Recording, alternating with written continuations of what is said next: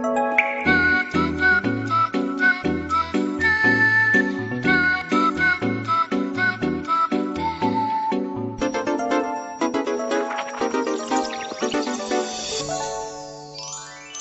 那当然要欢迎我们的阿德师傅。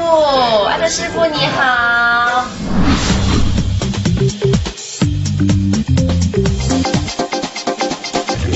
首先就讲到这个开胃菜哦，哇，光看到颜色你就觉得干净又清爽。那我们就一道一道来介绍一下阿德师傅。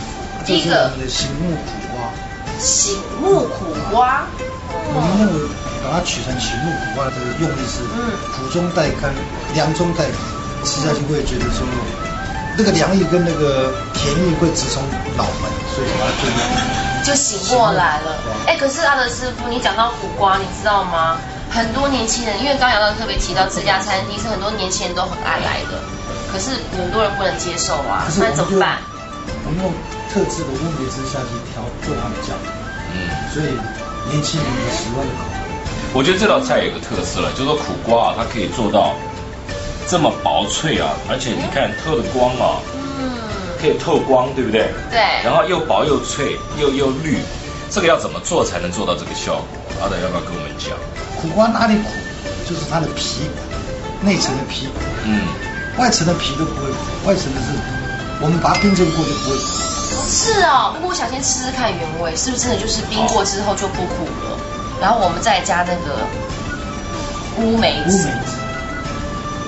很脆可以听到那声音。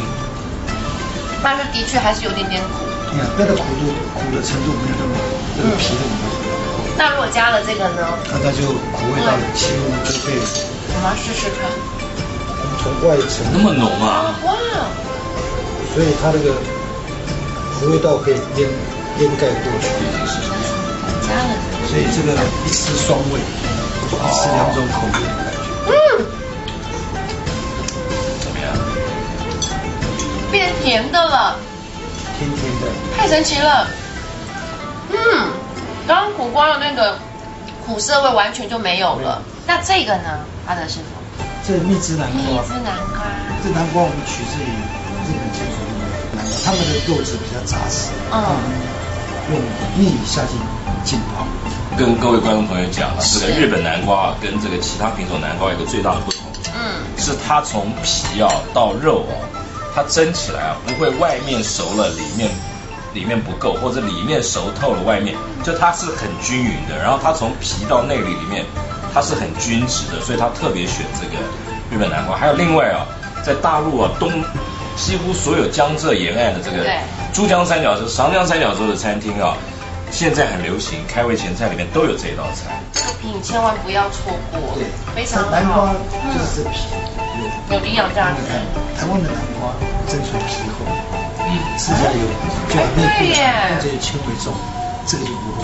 好好吃，好吃的。那现在这个呢？这个就是我们道地上来的绍兴醉。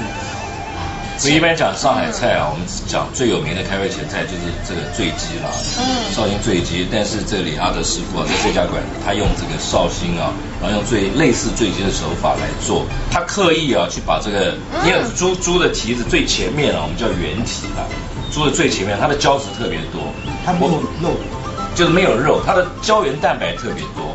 然后他们呢，知道现代人爱吃什么样的口感，所以刻意去蒸到一个刚刚好，不会太烂，但是又不会死硬派，就刚刚好那个 Q 弹的劲这好棒哦，很开胃。